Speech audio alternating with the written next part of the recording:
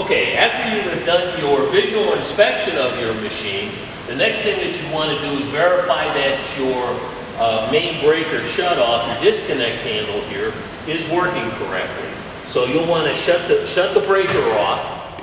You should be able to hear the fans die down.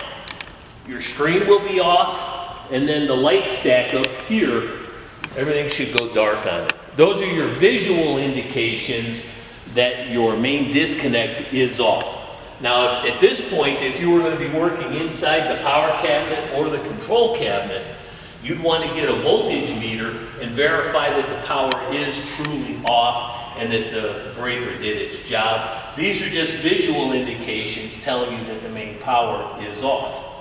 The next step will be to turn the main power back on. One of the first things you'll hear, the fans start up again.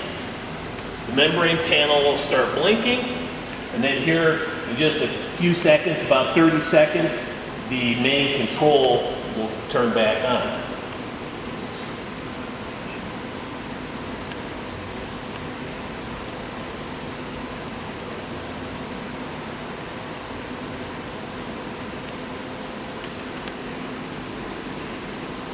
Now, for the next part of our demonstration, we're going to be turning our heats on and our motor. So at this point, we can turn our heats on and we'll be able to turn our motors on.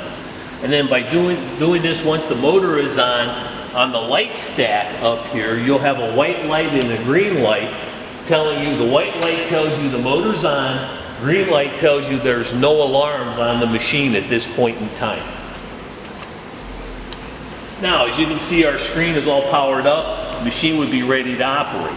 So the next check that you'd want to do with our safeties would be pushing the e-stop button. You have two e-stop buttons on the machine, one on the operator's side and one on the non-operator's side. So what you're looking for here is to push the e-stop, the alarm buzzer goes off, the red light turns on, and then you'll have an alarm on the screen telling you emergency stop button depressed. Now, to go ahead and clear the alarm will be to go ahead and pull the e-stop button back out. You'll have your green light indicating that there's no alarms anymore. And then you'll have to clear the alarm here at the bottom where the alarm button is. And now the alarm's cleared.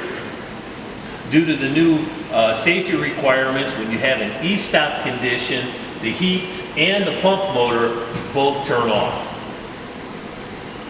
Now, if you have a machine that's big enough to have a movable rear guard, now at this point in time, you would remove the two latches, top and bottom, push the guard forward, our white light should go out, green light should go out, a red light should come on, and the buzzer should sound, and you'd want to verify on the screen that it tells you rear guard open, and the alarm would show right here.